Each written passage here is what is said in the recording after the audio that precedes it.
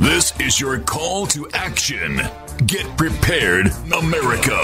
Economy, survival, energy, disasters. This is USAPrepares.com. Informative radio, educational radio. Interact now by emailing instructor@USAPrepares.com or text at 434-390-7953. Class, please take your seats. Now, your instructor, Vincent Finelli.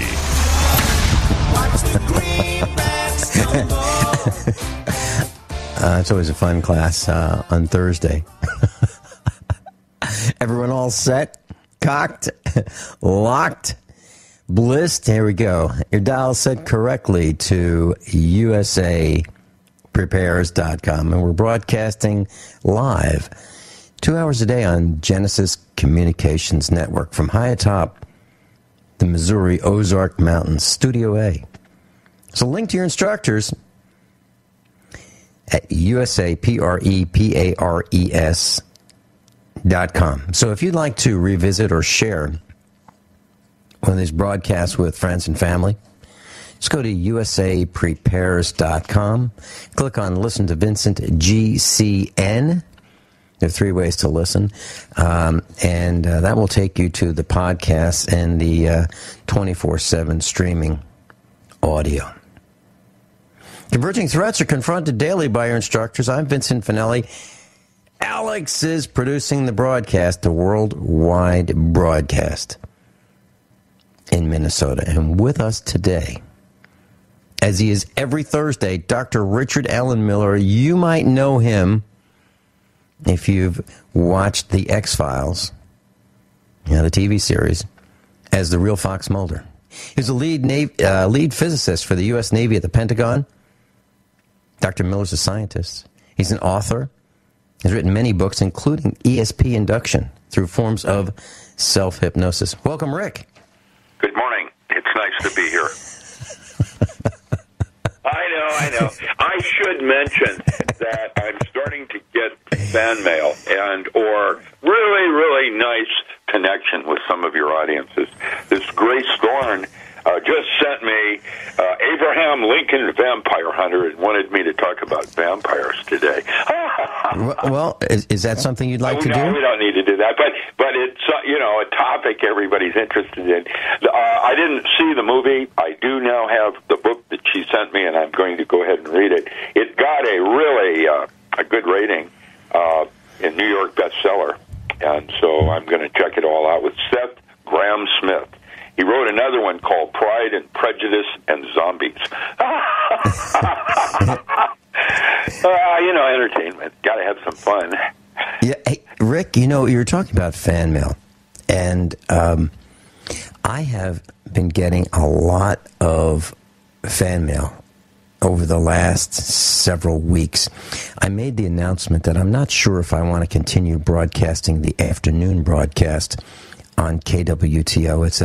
It's a really big station. It was built in 1933, AM 560, and Rush Limbaugh's on there. And we got a whole bunch of brand names on KWTO, and I'm on from 3 to 4 every afternoon. And Radical I was there before. Republicans, all dangerous. Well, I'm trying to decide. I'm trying to decide seriously if I want to continue the afternoon broadcast, because I love the 9 o'clock and 10 o'clock broadcast here on GCN. I really do. I wake up grinning from ear to ear, and I hop in the studio. But at 11 o'clock I'm done, and I can be a farmer. And like yesterday, start your day and do other things. Yeah. Like yesterday, I shut down some of the equipment in the studio, hopped on the tractor, and I was baling hay. And I baled hay from like just after 11 o'clock Central Time in the morning till about 2-something in the afternoon, when I got ready for my afternoon broadcast. And then I did the 3 o'clock to 4 o'clock broadcast, and then as soon as that was done, got back on the tractor and baled hay until it was dark.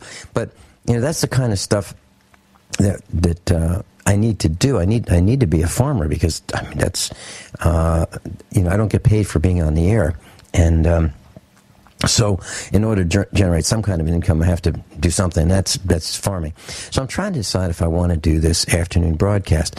And my contract is up in 10 broadcast days. So I have been getting, I decided, I'm listening to people on the air, on mainstream radio, and I've seen a little bit of television, not too much. And I am really disappointed. Absolutely. Actually, I'm outraged at some of the things that I hear people saying on the air. So I decided what I would do is, since I'm a short timer in the afternoon, I would talk about why I say the things I say. And it's based on, I wasn't born prejudiced. My behavior is all learned, okay? I learned that the things I say about politicians, the things I say about some teachers, being mercenaries. The reason I say these things is because I've had experience with them, or I have done them. I have been a teacher many times, and I've seen the other teachers. So I can talk about them from a perspective of knowing about them. And so I've decided that for 3 hours, 3 one-hour broadcasts, I would talk about why I say the things I say and where my perspective comes from, what I have done. And I'm going to probably do 2 or 3 more hours of that because I've only gotten up to 1981 or 82 so far. This is your autobiography. Yeah, cool. Well, yeah, it is. It really is. Yeah, and a sense on how you became who you are. Well, that's exactly right. Yeah. That's exactly right. And I have the fan mail that I've been getting as a result of that is unbelievable. And Grace Thorne is a fan of USAPrepares.com. I get emails from her quite often. I'm so glad that you are.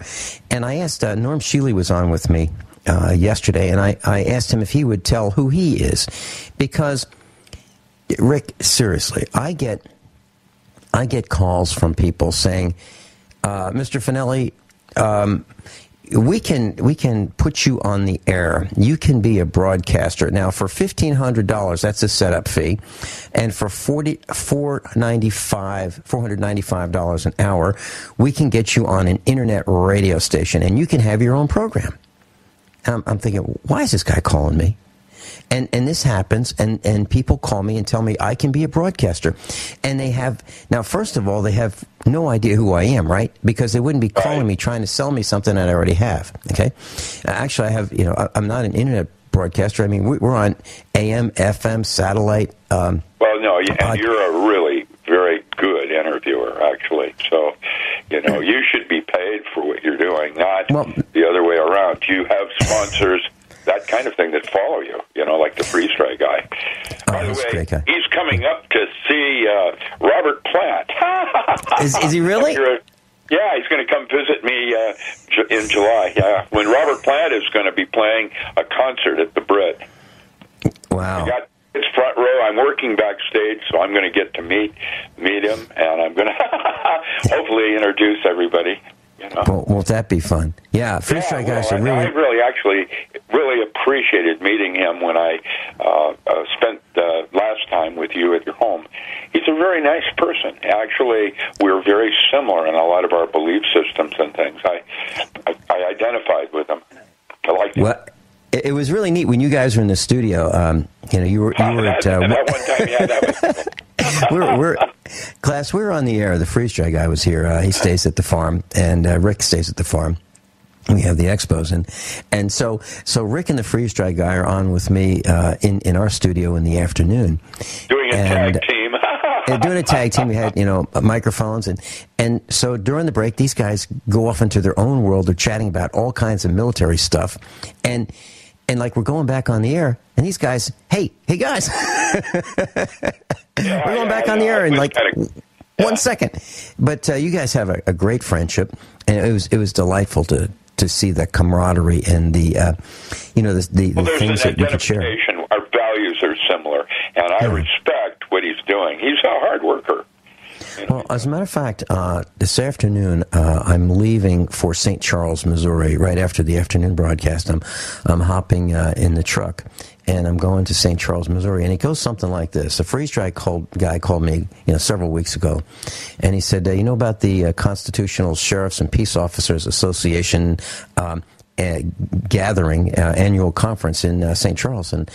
And so when he calls me with questions like that, it means I need to start packing and go. So what he's doing is he's asking me if I know about it, because he's inviting me to be there. And he is a key player in making these things happen. He really is. He, we think that he's just in the food business. No, he is in the freedom business, and he is sharing. Yeah, he's sharing information, and he's putting people together, and that's what he does. And he is. I mean, he's not in the military at the moment. He's retired, but he is really working to keep our country free. And freedom is very important. Great stories, too. When we were driving back and forth into Lebanon, he would tell me some of his stories, and they're just fascinating. I enjoyed them, man. I'm looking forward to spending more personal time up here during a big concert. The Brit is in the Redwoods, and it's a small venue with like 2,200 people max. And the Robert Plant thing was sold out within 2 days of opening. It was sold out. So wow. I got him front row seats, assigned seating and everything. It's cool. That's I'm going to go with my office manager, I think. My daughter, my granddaughter are coming down. My granddaughter's coming down all the way from Bellingham, which is like a 12-hour drive.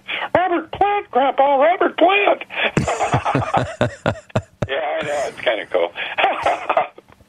Well, so, Rick, I'm surprised at what some people say that who are on the radio, and I think that, as I was describing, people can be on the radio very easily now. There's not the barriers to entry. Now, to get on a real radio station, there are barriers. But if someone wants to do a YouTube video, that's pretty easy. I mean, just sign up, and you can start saying whatever you want, and maybe it's true and maybe it's not true, but it's certainly possible. Well, anyway, I'm outraged at what some people are saying on the radio, and I decided that we would say who we at USA Prepares are and why we say the things we say. So when we come back, I'm going to ask Dr. Ricahrd Allen Miller if he'll tell us who he is. This is USA Prepares. We'll be right back. Dr. Ricahrd Allen Miller is with us. RichahrDAllenMiller.com. Ricahrd, A-L-A-N, Miller.com. And, Rick, we were talking about people saying things on the radio and television that just, I can't believe it. As a matter of fact, I've been using the word gibberish, and as I listened, seriously, as I watched, I went to buy some advertisements on television for the Get Prepared Expo. And in the lobby of a very large television station in this market where I am, in the Ozarks, they've got 4 monitors, and I'm watching the Ellen DeGenerate show. I'm thinking, geez, do people watch this stuff? And so I'm trying to buy advertisements for the expo, and I'm thinking, man, oh man, we certainly don't want to attract people that that watch this, because they have no clue. They have no clue. They have no motivation. They have no desire to get anything productive done. Otherwise, they wouldn't be watching this mindless gibberish. And then on the radio, we have the same thing. And I've heard people say things like, "Well, FEMA camps are good." Oh. Well, maybe. I don't know about you or me, but I'm not sure. They're going to be good for those people that don't have their water together. And really, FEMA camps, as they're structured now, are like Hotel Californias. Once you're in that system, you may have a real difficult time getting out of it. I'm going to recommend that everybody listen carefully to what I'm saying here. I believe that you need to have at least 3 days of water available in your home, already in bottles, for everyone and every animal in that family, or you may actually then need a FEMA camp. If we have a grid go down, that will be the primary hassle for everything, even before sanitation, even before any of the other things. It will be about water. It won't be about food. It'll be about water. And if you don't have your water together, you're going to have to use a FEMA camp. That's what it's all about. And for me, it's like, you better have your water part together, because that's going to be the first thing that's in your face if and when the grid does go down. There is a wonderful website I'd like to call everybody's attention to. It's called suspiciousobservers.com. This guy's astrophysics is excellent, and he does a 3-minute YouTube every morning on what's going on today. And it goes all his pictures are incredible. He has a nice production staff that puts this thing together. It's tight as a whistle. And for example, that comet that hit the moon last month that caused that 8.4 earthquake in Russia. Listen, it's going to be something like that drops the grid down for a couple of days. And if you don't have your water together, that will be a real problem. Rick, you talk about being prepared, water, and let me just share this with the class. The studio that I'm in, I built it, and I built a lot of redundancy. I mean, there's almost two of everything.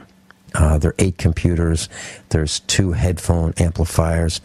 There are multiple microphones. So if any part of it goes down, there's multiple mixers. If anything goes down, I'm probably going to be able to recover very, very quickly. I even have a huge uninterruptible power system that'll take me through 2 hours worth of broadcasting easily, okay? And I'm building LED lighting. So I have 12-volt lighting that's going to be installed. I've got the prototype built. I'm going to share it with those who come to the meetup on Monday. So what I'm saying is... kind of like a John Connor, going to be broadcasting at the end of the earth. and that's kind of the point, Rick. But here's what I'm trying to get to.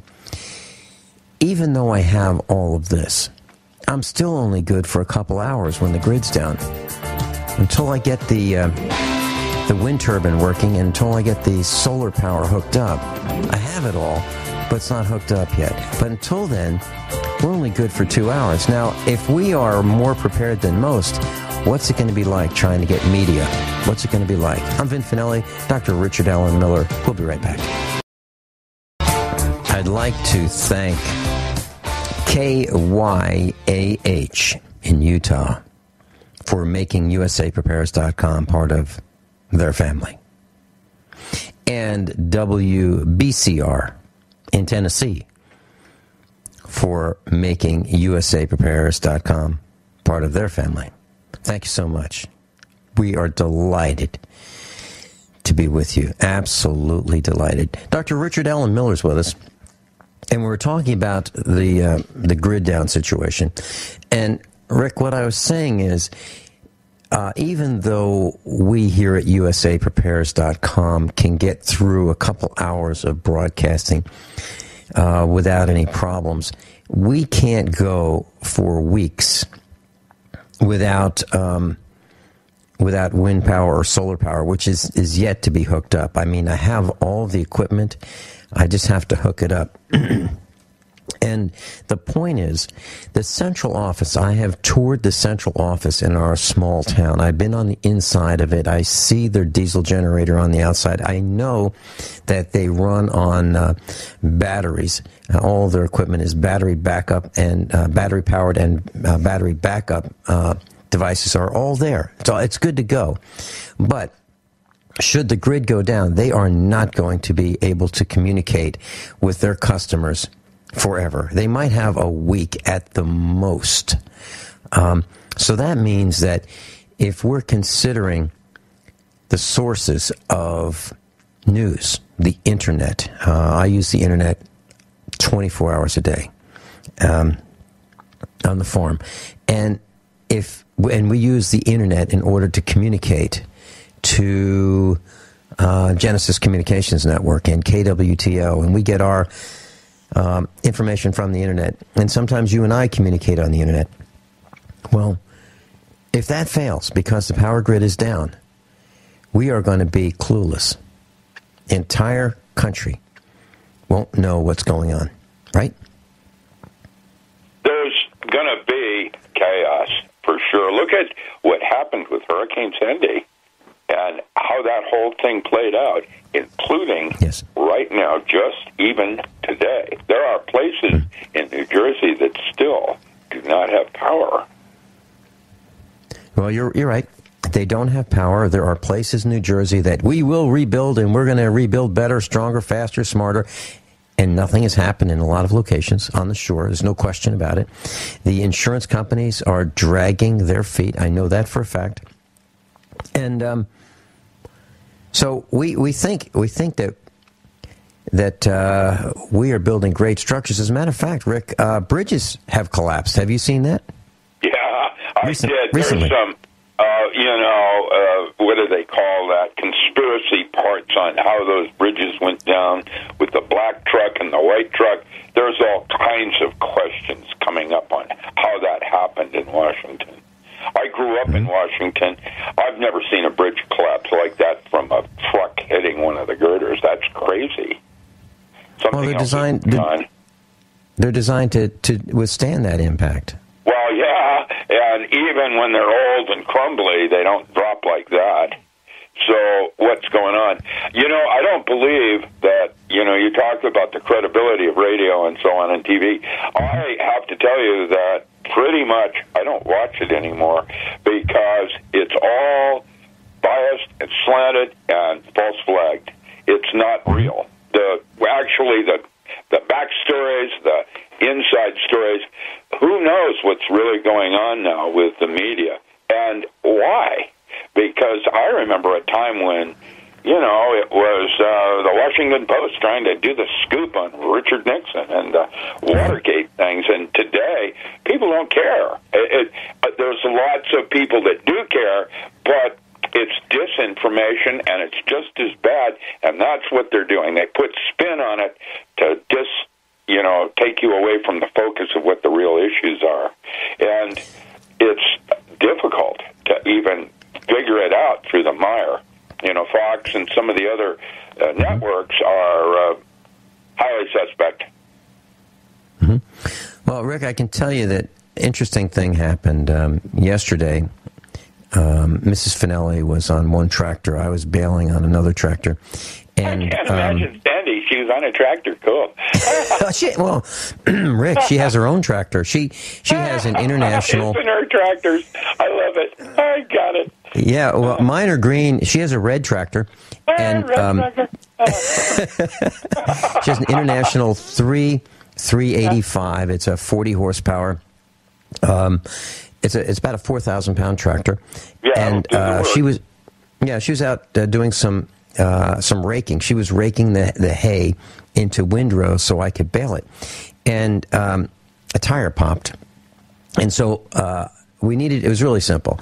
I stopped what I was doing, got on the cell phone out there in the field, and we could look up telephone numbers, and so we called a couple farm supply places, the chain stores, because it was around 6 o'clock, and I'll tell you what, it was impossible to get someone to understand that we needed a 500 by 15-inch implement tire for a New Holland rake. I mean, it's the most common rake that has ever been made for a hay rake. It's a very common implement tire size, and just try, well, we've got some 13-inch tires. No, it's 13-inch tire is not going to fit. That's what I'm talking about. Oh, man. Well, that's the quality of what's happening in America regarding farming and knowledge base. It's a shame to see that kind of thing happen. Oregon, where I live, is no longer considered an agricultural state. We used to have divisions within the Department of Agriculture. The Oregon State Department of Ag would have different divisions like New Crops Development or something of that nature. Those no longer exist in our state. They don't even have them anymore because the state is no longer an agricultural state. It's a tourism state. We have the ocean, we have the redwoods, we have the rivers to kayak, and we have the bed and breakfasts.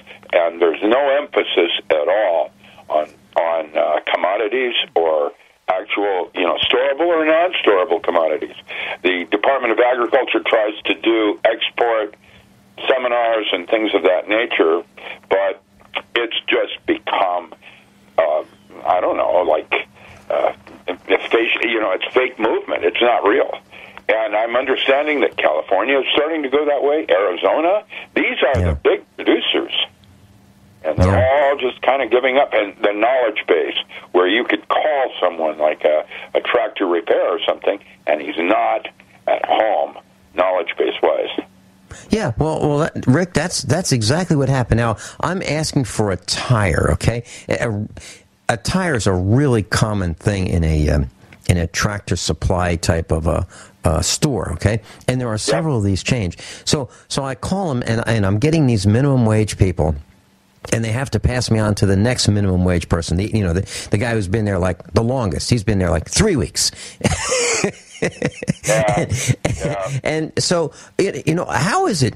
These people have to drive to work, right? I mean, they have to. Like a Les Schwab or some kind of tire place that specializes in tires that is regional. Well, that's who, normally, rather than trying to go to John Deere or New Holland often, going to some of these places that are more knowledgeable. Well, we found one just before the broadcast this morning. After you and I hung up, I said, I got to go. I got to make a couple calls. So I was able to find. We found a guy. He's 150 miles away. He's got 2 tires for us. They have to be a match set because they're on they drive the tires going forward, drive the gearbox to run the rake. And so we found him, but it's a 300-mile round trip. And this guy has a tire store, a tire shop, and he can actually. He knew about the size. He knew about. He's going to change take the tires off the wheels and put the new ones on. This guy knew. But what I'm saying is, I even called Walmart. Walmart's and it was the last resort, right? I called them yesterday from the field. Walmart, man. That's I'm trying. There is in the world.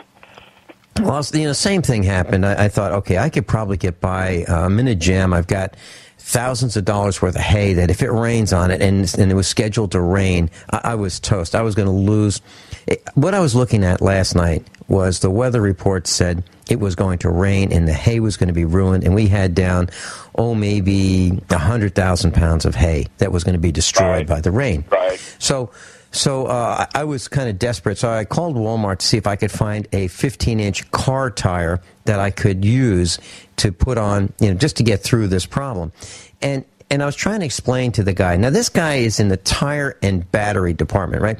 He's it's not like he's in cosmetics. He's in the right department, and he has to put the expert on, the guy that's been there even the longest. And he's telling me, well, I've got some 13-inch tires that but for my 15-inch wheel. And I'm thinking, I can't believe this. People bring their cars to these guys and have their oil changed, and they have no clue. No clue. Well, Walmart is, I have a video I'll send you this morning, someone about Walmart shoppers, and the big question I have to ask is, we all laugh when we talk about Walmart shoppers and their grease in the back of their pants and the butt crack and all the rest of the things that are happening in Walmart, and I have to ask, wonder what they looked like when they first started shopping at Walmart. Well, what a great question. What has happened to America, and why I cannot believe the amount of obesity that I'm now seeing everywhere because of our food choices and diets. I can't believe it. Well, I'll tell you what I can't believe. I'm with you. I agree with that. But in addition to that, Rick, I can't believe how much tires cost. Oh, my gosh. Oh, well, there you are, where the rubber meets the road. Well, we have a couple four-wheelers that we use on the farm to get, it's far. To get from wherever we are to wherever we need to be, it's pretty far. Tires for the four-wheeler are over $100 a piece. These are little tires. Little tires. I remember when you could buy car tires for $30 a piece, $28 a piece. Car tires. These are little tiny four-wheeler tires, over $100 a piece. Richard Allen Miller, Vin Finelli, USAprepares.com. We'll be right back, and I guess maybe hour number 2 we'll talk about just who is Dr. Richard Allen Miller. Tomorrow, class, I'm going to be broadcasting live from the CSPOA 2013 convention, Heartland of America. And that's at the Ameristar Hotel in St. Charles, Missouri. That's the Constitutional Sheriffs and Peace Officers Association. That's tomorrow. Now, if you're interested, registration and breakfast start at 7 o'clock. And then the opening ceremonies are at 8 o'clock in the morning, and it goes all the way through dinner. So sheriffs are invited, no charge. And there's information on the website, USA Prepares. If you'd like to go to page 1, you'll see the information. But Sam Bushman's going to be there, and he and I are going to be broadcasting for 4 hours together tomorrow. That's going to be a lot of fun. And Beth Schoenberg is going to be there. She's the host of CSC Talk Radio. She's been to a bunch of our Get Prepared expos. Stuart Rhodes of Oath Keepers is going to be there. Joey Kyle, he's the sheriff of Christian County, Missouri. There's sheriffs from Missouri, North Carolina, Wisconsin, Kentucky, Utah, Delaware, and Florida. By the way, Delaware, the last time I talked to a sheriff in Delaware, they had been removed of their arrest authority. They have. So I'm going to find out more about that tomorrow.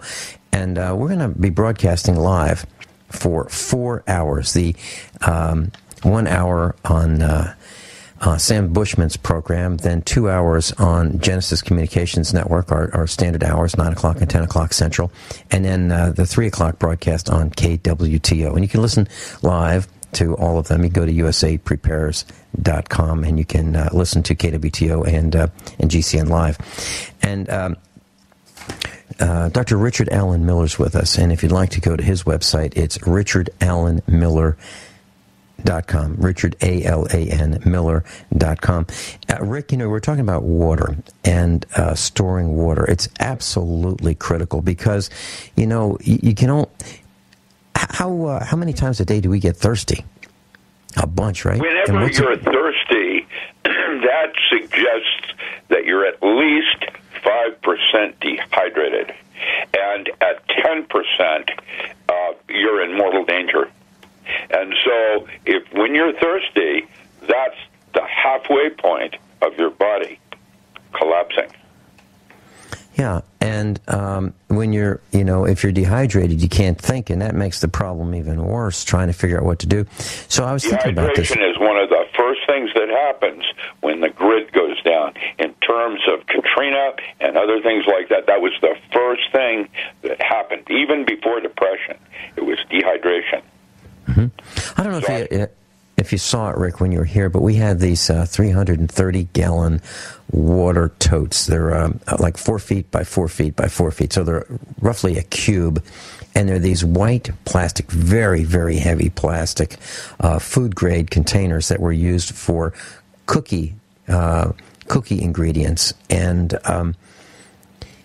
for a company that makes cookies. And we bought them from one of our suppliers here in Missouri. I only got 2 of them, so I only have 660 gallons of storage capacity. I need to get that covers your cattle. You're going to have that as a problem right out of the gate. Well, that is a problem because, Rick, those darn cows drink 30 gallons a day each. Yep. That's 3,000 gallons. 3,000 gallons. That has nothing to do with hot, steamy baths or flushing a toilet. Right. That's just to keep the cows alive. So I've got to get a bunch more. Literally, I need 10 of them. Just if I wanted to fill them up once a day for the cows to drink. If I had 10 of these, that would just take care of the cows. So I'm thinking that I can probably get by with 4 and just keep filling them up. But that's a big problem because what has happened here, I want to share this with the class, our ponds are not holding water anymore. And here's why. What happened is last summer we had a drought and the water level went down, and the bottoms of the ponds cracked. And a pond is just mud, right? It cracked, and now they leak, and they won't hold water. That's a big problem. So that means bulldozer time, get in and redo the ponds so we can have water for the cows in the summer when the creek dries up. I'm Vincent Finelli, Dr. Ricahrd Allen Miller. We're going to be right back, and we're going to get to learn just who is Dr. Ricahrd Allen Miller. This is going to be fun. Please don't touch that dial. We'll be right back. Everyone all set? Cocked? Locked? This is hour number 2 of USAPrepares.com. Dr. Ricahrd Allen Miller's with us. At the top of the hour, we just heard the news. Economic indicators are down.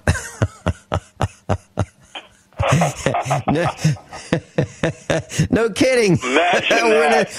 We're in a depression. Of course they're down. Imagine that. Yeah, and jobless claims are up. And I'll tell you what, class, if you look at the government numbers, they're always revised, and they're always revised downward. They have great news, and then they revise them downward. But come on, you can't believe this nonsense. And by the way, I remember marble-sized hail. I'm talking about not the big marbles, the little tiny marbles. And I remember back in Virginia, we had a shop building about 100 feet from our house, and I needed to get from the shop building to the house, and it was hail. Hail was coming down, and they were just the size of small marbles. And I had to put on a motorcycle helmet to get from the shop building, to race over to the house, and it was painful. Now they're talking about baseball-sized hail. Now that is a killer. That is, baseball-sized hail. We're talking about windshields being smashed. We're talking about cars getting. I remember when your son called when I was visiting you, and they were huddled in their cab, worried about the windshield. I was there. I witnessed it. Yeah. Well, what happened was he and one of his college buddies were heading out towards Springfield in the Dodge turbo diesel truck, and it was coming down. Rick, that was as a result of those chemtrails that you and I were talking about. We saw them in the morning. We said, "What's this going to be?" Airport at Chicago Airport, and delayed a whole bunch of people leaving your conference. I remember that. I was lucky. I went down toward Dallas, so I didn't go up toward Chicago to go home, and it closed it down. That weather that you had actually closed Chicago Airport down for almost a full day. Class, let's just recap briefly what we're talking about. Rick and I were headed early in the morning from the farm to Lebanon, Missouri for the Get Prepared Expo in April. And Rick said, "Look at that! Look!" And he said he'd never seen so many chemtrails, not contrails, not condensation, chemtrails. They were like almost horizon to horizon, crisscrossed. What that is, by the way, I've got a further read on what that specific chemtrails program was about. It's military for reflecting the coronal mass ejections to prevent the grid from collapsing. And it turns out that during that period, we, in recent weeks, have been hammered by the sun, and some coronal mass ejections. One was in the X-band, caused some earthquakes in different parts of the world. And what they're trying to do is lay a grid down that will actually reflect those ELF spikes that would probably cause transportation breakdowns and or the grid to collapse. That's what it's all about right now. The other part, which is even more insidious, was the indiscriminate use of insecticides. The law is wide open, and they can lay it from higher atmosphere. I had a video where they had U.S. Forest Service going into the forest and showing the damage it was having on our timber. It's unbelievable. There's a bunch of different things going on. The one that I'm talking about is called chaff, and basically it's impregnated plastic with aluminum and barium oxide, and it's to reflect the ELF spiking from the sun. Rick, when I lived in California, we used to hear the news reports talking about, well, we're going to be spraying for medflies today, and make sure your car is undercover because it will peel the paint. It will cause your paint to peel in these little spots, and little dots of paint will just lift right off your car. This stuff was so corrosive. Imagine what it's doing to your surface of your skin when you got exposed to it.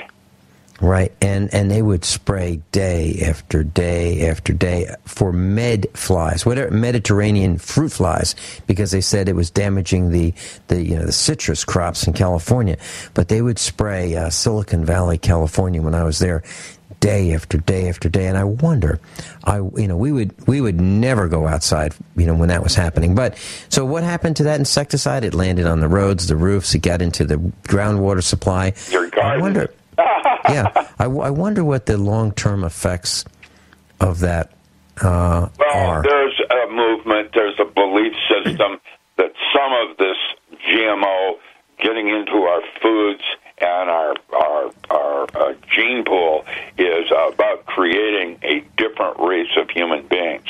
Mm-hmm. Walmart shoppers, let's call them, that are subservient to a smaller group of ruling class. I'm so glad. Basically, one of the programs is to actually create a different kind of human being. Rick, I'm so glad you mentioned that, because I'd like to get into just who is Dr. Ricahrd Allen Miller, and the reason, when you said a whole different group of people, all of us at USA Preparers seem to have some common threads. One is we just don't take direction very well. I mean, when someone if someone were to say to me, "Okay, Vinny, you're a private in the U.S. Army. I want you to go over there and shoot those guys," and I go, "Really? You want me to go kill people that I don't know because you say that I should just go and kill them, and they want to kill me because their commanders have said to them, go kill Vinny because he's a bad guy. So now we're killing each other for no reason whatsoever other than the higher ups telling us to go commit murder." I would have organized religion and control of money and power, and those are some of the things that are going to need to be revisioned and paradigm shifts if we're going to survive as a race. We're going to have to redo that. So all of us at USAPrepares.com question everything. Everything. We question inflation. We question food. We question the media. We question the disinformation.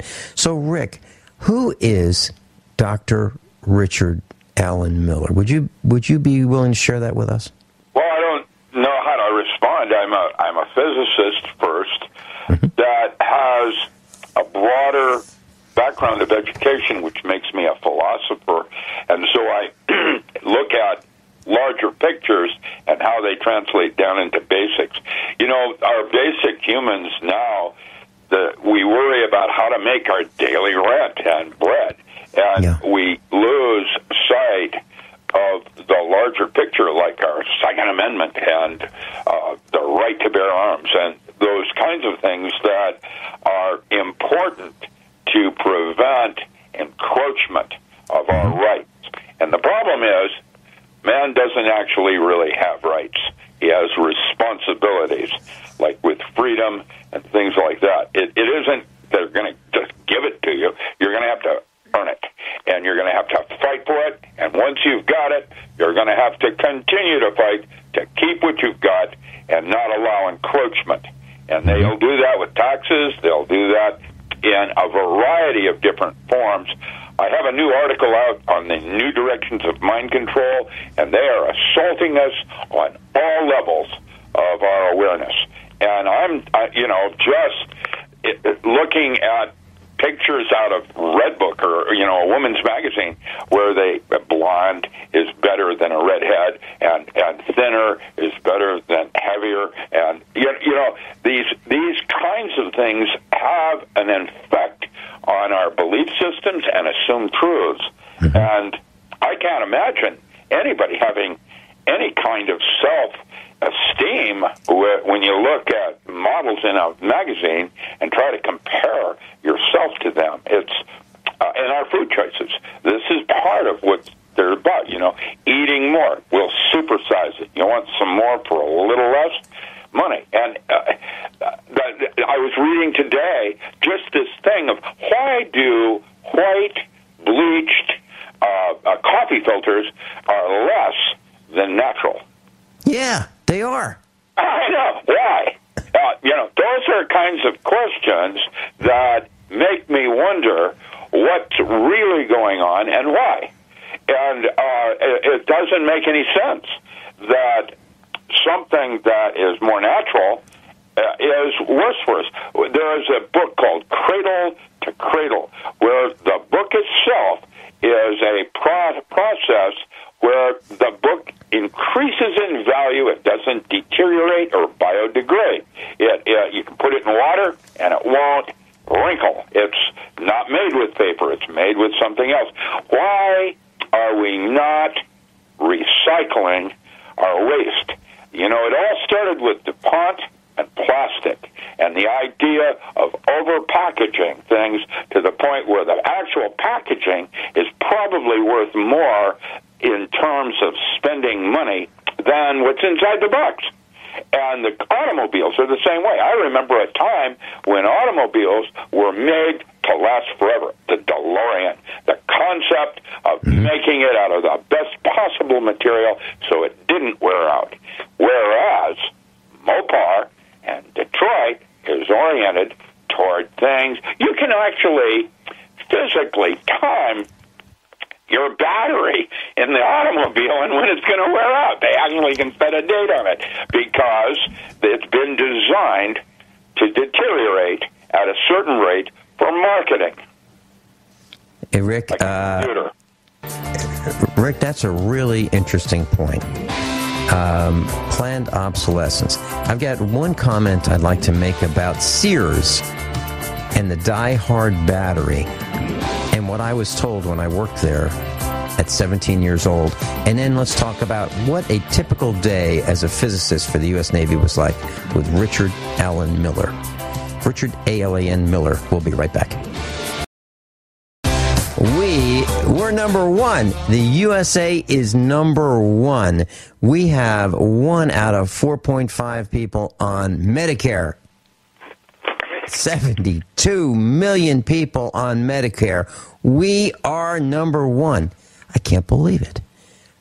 How'd that happen? Well, I wanted to... That's the latest news. 72 million of us are on Medicare. Rick, I wanted to tell you about Diehard batteries. And now I worked at Sears back in the 1970s. I was in high school and I had a job working at Sears after school and in the automotive department. I had my own bay. I knew a little bit about auto mechanics. I had by then I had learned how to rebuild an engine, and they put me on the muffler and exhaust system bay. So I had my own bay, and that's what I did. I had an air chisel, and I had some air tools, and that was what I did at Sears Automotive. And I remember the shop foreman coming up to me, and I was asking him about radial tires made by Michelin back then were being sold under the Sears label, and they were really new to America, and I thought they were pretty cool, so I bought a set of them, and they were great. But we had a battery, all the other batteries were black, the black plastic cases for the battery. Everybody's battery, regardless of whether it's a Firestone battery or whatever, it was black, but not ours. We had a white cased battery with a black top, and it was the Diehard. Now, the batteries, the other car batteries and truck batteries at the time were guaranteed up to 36 months. Not ours. Ours was 48 months, and that was the Sears Diehard battery. And it was relatively new back then. And I said to the shop foreman, what gives? And I had a 10% discount, so I could put a Diehard battery in my AMX. I had a 1968, still have it, 1968 blue AMX 4-speed 390, and I put a Diehard battery in it, and I got a 10% discount for working at Sears, and that was a feature of being a low-paid employee. And so 48-month warranty on this battery, but everybody else's was 36 months. And I asked the shop foreman, what gives? He said, oh, that's easy. What we do is we take a 36-month battery. We know it's going to last 36 months. We put a 48-month warranty on the battery. We prorate it, and we've got battery customers for life. Because the battery's going to wear out. They're going to bring it back, and they're going to say, well, it's still under warranty. We'll go, yeah, we got like... Gotta love Sears and Roebuck, man. yeah, and that's a true story, and absolutely true. Maybe they'll sue me for it. I don't know, but that's what happened. Okay, so here we are. We're taking products that we know won't last worth a darn. We warranty them longer than they'll last, and then we have a customer for life. But we figured out that there's a better way. There's a better way, and the better way now, Rick, is these Asian companies that have a lifetime warranty on some of their products, like computer products, lifetime warranty. And 6 months later, you call them up and you go, okay, I just want it blew, so I'd like to get an RMA and return it to you. And they go, oh, you can't do that. Why? Well, it's out of warranty. Wait a minute. It's got a lifetime warranty. Go, no. You don't understand. The warranty is not for your lifetime, Vinny. It's not. It's the product's lifetime. Well, okay. Well, well, Rick, here's what happens. It's the product's lifetime. Well, okay. Well, it doesn't work. It's only 6 months old. No. You don't understand, Vinny. The product is now obsolete. We don't make that model anymore. What they do... You gotta love the Asians, man. You just gotta love their thinking. What they do is they that's why when you look at these products, they keep changing like so often because they warranty them, and then it's only good for the life cycle of the product, which is less than 6 months. I got an iPad when I came back from your thing, and didn't take it to Chattanooga because I didn't know how to use it. I took my Android, and I decided I can't use an iPad because it's a Mac, and really what I needed was my laptop with my hotspot, and then I can do everything that I want to do. And so I tried to take the iPad back, and AT&T said, well, it's only 15-day return policy, and you're 26 days. And typical of just the way everything goes. It's little gimmicks where they gouge you with the money. Yep. Well, when we come back, Rick, we got to do this. What is a typical day of the U.S. Navy lead physicist at the Pentagon? What kind of stuff did you work on? Who is Richahrd Allen Miller? We'll be right back. There's a post on the website, class. I'd like you to consider taking a look at it, usaprepares.com, usaprepares.com. 72-year-old neighbor responds to a burglar alarm at his neighbors across the road. And he gets his gun, and he starts walking toward his neighbor's house. Please come and shoot him. Yeah. 72-year-old man responding to a neighbor's burglar alarm. He's going to the aid of his neighbor. The police come and shoot him. That is my worst fear. That's my worst fear. that as like at Ziggy's, if somebody comes in and starts shooting, and I respond, my worst fear is the police are going to come and shoot me. Dr. Richard Allen Miller's with us, and he's the lead physicist for the U.S. Navy. Rick, what was a typical day like at then or Pentagon? Well, back then?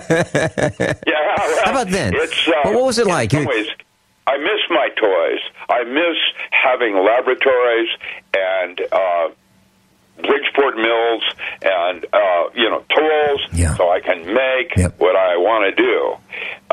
Toys are what made graduate school in the United States superior to anything in the world. Undergraduate, otherwise, educational forms were better in Europe. But what made our graduate school so strong was our toys and access to toys. I was an instrumentation specialist. I had a genius with my fingers that when I would touch a piece of equipment, it worked. And if it didn't work, I could tap and, kick it a little bit. I remember I was in surgery. I was working in the OR because I had tenure as an anesthesiologist, so I had to do OR work. And the power went down, and what I did next was I used my fingers and licking them in my mouth as a voltmeter quick to get circuitry back up again. I would lick my finger so that I wouldn't zap myself too badly and would start looking for hot spots on what was wrong with the circuitry so that I could get the operating room back up on speed before because the generators didn't work. There was the whole day. They were doing brain surgery when this happened, and I had to get that blew me away. That was one of the more exciting times where my abilities as a scientist, right there, right now, would make or break someone's life. And I just had the sense of my hands that I could tell when a circuit was hot or not. Now, of course, circuitry today is much different than back when I was working as a scientist. We had vacuum tubes and selenium rectifiers, and now we've gone into what is it called, monolithic circuits, and then solid state physics, and I don't even know what they call it now when they're talking about registers where they take gallium and indium and measure them, form forbidden zones, and a little register where you can store bits of information like a computer. It's all different now. You're talking about the 70s, Rick? Yeah, in the 60s. I used a slide rule all the way through college because we didn't have calculators, and we were so proud that it had an accuracy to 3 points. And if I had to do it out longhand, like, taking the square root of something, that was not a simple process. I mean, mathematically it wasn't adding, dividing, multiplying, or understanding. Yeah, I remember those days of the selenium rectifiers and the vacuum tubes. And hey, Rick, did you ever build a lie detector? Yeah, polygraphs. Yes, we did. And we had voice stress analyzer, and we went up into the next thing with brain fingerprinting, and then we went into P300 waves, and then we, yes, I've built lie detectors, all different kinds and colors. How about the fact that they're now going to use your androids that work off your fingerprints to open them up rather than having the little zigzag code that you put in? That's the new thing that's happening for lie detection. And, guess what? All your fingerprints are going to be uploaded because it's an Android. And now you're on a database with your Android. And when it's on and off. Rick, that is an absolutely brilliant way to get us to volunteer to be in a database of fingerprints. You're already in it. How did you think your social security number, your birth certificate, your driver's license, your credit cards, your smart meters? These things are creepy. And the smart meter, what I'm going to recommend, anybody that has to have a smart meter, you can put a shielding around it. There is a simple Faraday cage you can put around those things to keep them from being a radiation point that will be toxic as part of Rick, did you see, I don't know if you saw coming out off the veranda to the left, did you see what I did to our electric meter? I don't remember. Yeah, you probably put a case around it, didn't you? Well, you have to do something because smart meters are toxic. Not even talking about the other part of what they're doing. They're literally a radiation zone that are toxic to the human beings. Why they would put something like that there is wrong. Again, where science has failed humanity. Rick, guy showed up with a white pickup truck and a whole bunch of smart meters in the bed of the pickup truck, and he came over and I said, "Hey, how's it going?" He goes, "I'm just going to change your meter." I go, "I like my meter. I'm happy with the way it is." He goes, "Well, we're going to change it out." And I go, "I don't want you to." He goes, "I'm changing your meter." And I said, "Or what?" And he goes, "Or you're not going to have electricity." And I said, "Oh, jeez." All right, well, he can't do that legally by law, by the way. And what he did is threaten you, and what you could have done is called 911 and press charges. And then you could have taken it to the second level where you press charges against the power company. And then, it's time someone does something like this and puts it before the Supreme Court. Smart meters are a wrong thing to happen. Well, here's what happened. I said, "I don't want you to do it, and I want you to leave." And he said, "Hey, I'm putting this in. I'm calling the sheriff." So he's going to call the sheriff on me, on my property. I dare you. Well, I should have done that, and I didn't. So here's what I did. What? A sheriff wouldn't have known what to do. And if the sheriff did something inappropriate, now you get the media involved. Mm-hmm. Oh, well, wait a minute. That's what I'm going to do. I'm going to do that next time. But here's what I did do. So I'm so concerned about this. Must be a really expensive device. So. By the way, I called the electric company. I said, "I want my old meter back." And they said, "Oh, we crushed them all. We don't have them anymore." They gave me all kinds of reasons why I couldn't have my old meter back. So I said, "Okay, all right." So I want to protect this meter that we have because it's got to be really expensive. So I'm afraid that maybe that baseball-sized hail is going to take it out. Maybe somebody playing baseball in the yard is going to take it out. So what I did was I got a number 10 coffee can, those 3-pound coffee cans, and the ones that have the plastic lid so you can seal them. Well, I found out that it's the perfect size, except it fits a little too loose over the glass of the smart meter. So what I did was I used that plastic lid and I cut out all except for, I cut the inner part out and I left about a 1/2 inch remaining around the edge. And I put some curve cuts in it, and that plastic lid on the coffee can with the hole cut out of the middle fits perfectly and snugly on that smart meter. So now I feel confident that if it gets hit by a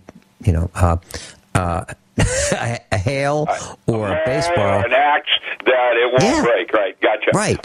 You need to put something on the back end of it inside your house. We have that. A shielding thing, and you want it rounded. Well, I did, and the whole meter base, it's a huge meter base. It's about 3 feet tall, and it's shielded on all sides. So now I've got the coffee can protecting the electromagnetic radiation. Well, I guess that's an extra benefit of what I did. I was just concerned about this thing breaking. The question I would ask was the coffee can bleached or was it natural? Well, no. And by the way, here's the problem. When you go to protect these meters, you can buy the coffee for house brand for about $7, $6, something like that. But the problem is, what are you going to do with the coffee that comes in the can? I guess you use it, right? So for $6. When I was in Springfield, that's what I saw you guys all drinking was cowboy coffee. I didn't see any kind of gourmet thing happening with your lattes and your mocha. So the bottom line, Rick, is I grounded. The meter's grounded. The meter base is grounded. It's protected on all sides, every inch of it. And then what they did was they couldn't read the meter. They couldn't read it. So what did they do? Excuse for you to have to take it off. Well, they put in another device. They put in another transmitter on the, we have all underground wiring.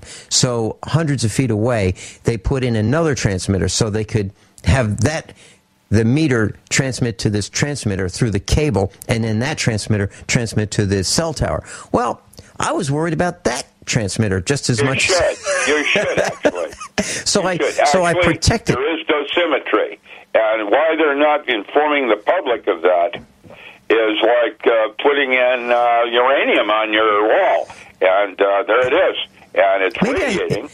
Maybe I should take some pictures. Rick, do you think I should take some pictures and put on the internet, how I'm so concerned about these meters and what I've done to protect them? Why don't you show how you're shielding yours as a first example? That's why they had to put the transmitter in. And the fact is, there are no laws that prohibit you from doing that. And that's why they had to go to added expense. And you could make the thing cost too much is while you will probably, most likely, change the laws around smart meters. You start to do a counter movement on how you are going to allow that to happen and make it too expensive for them to do. Well, I'll tell you what these guys did. The whole thing is about the transmission in space. Well, you don't see it, but it actually has biological effects on your body. Not healthy. Yeah, well, I helped protect the transmitter that they installed. I put some metal shielding on in case that got hit by a baseball. Put some ductwork on it. I want to make sure that this is expensive equipment that the electric company has, and it's our responsibility to protect it. We'll be right back. I'm all excited. Tomorrow I'm going to be broadcasting live from the Constitutional Sheriffs and Peace Officers Association Convention at the Ameristar Hotel in St. Charles, Missouri. And Larry Pratt's going to be there. He's a USAPrepares.com senior instructor. Beth Schoenberg's going to be there. She is a host of CSC Talk Radio. Sam Bushman's going to be there. He's a veteran broadcaster. Sheriff Richard Mack's going to be there. A whole bunch of sheriffs from all over the country are going to be there. And I'm going to specifically ask some of the sheriffs who are in Missouri, are they going to arrest the director of the Department of Revenue, State of Missouri, for giving private information to the feds? They gave away, the Department of Revenue gave away my fingerprints and my driver's license information and my concealed carry permit information and Mrs. Finelli's and about 185,000 others here in Missouri to the feds. And they're going to be able to harass you because that's what the federal part of it did, was they targeted certain political groups. It's just, the whole thing is a mess. It's time. It is a mess. It is a mess. And we've already gotten a letter in our family from the IRS, and I'm going to be teaching a class about what the IRS is doing. And so as this unfolds, I mean, they have targeted Larry Connors. He is KMOV St. Louis, and he was targeted after an interview with with Barack Obama. And he asked him, hey, the country's going down. What's, we're in an economic free fall here. I'm paraphrasing, what's with all these vacations? What gives? And next thing you know, the IRS is on him. And so I called his office, and I was unable to talk with him, but I got a call right back saying Larry's not doing any interviews. And then I got a call from his attorney's office a couple days later saying, okay, I want to make sure we got your contact information right because we're going to send you a response. So his attorney's office called, me as a member of the media saying, Larry's not doing any interviews. So now here's what's happening, Rick. They are muzzling us by these implied investigations by the IRS. Yeah. That's the way it always works. Yeah, and I've been audited so many times. I like a challenge. I really do. And if you're not doing anything wrong and you do everything above board and you have records, bring it on. I have no problem with it. It just takes some time. But I'm if I get home. distraction does it is it takes your focus away from what you're really supposed to be doing. Yeah, like farming and broadcasting. But what I'll do is I'll say, listen, I got to bring some other stuff. Hey, by the way, you guys got Wi-Fi over there? Because I'm going to need it to do my radio broadcast. If they haul me in there, I'm going to do the radio show from there. I am. I'm not kidding, Rick.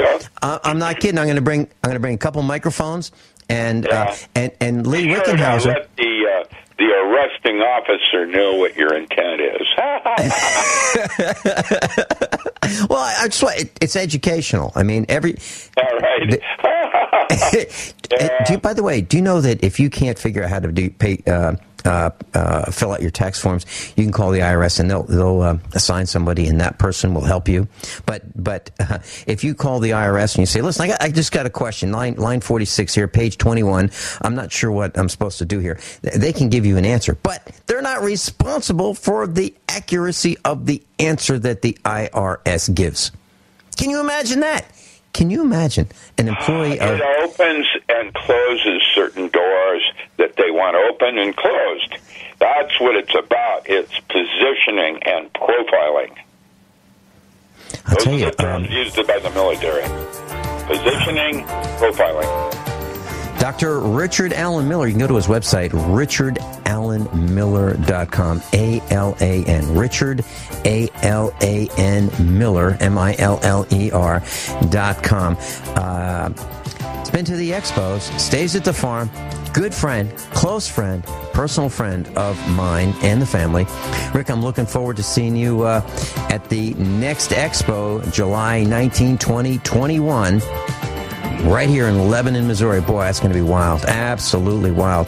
Rick, thanks so much for being with us. Class, above all, honesty and integrity. What happens next is up to you.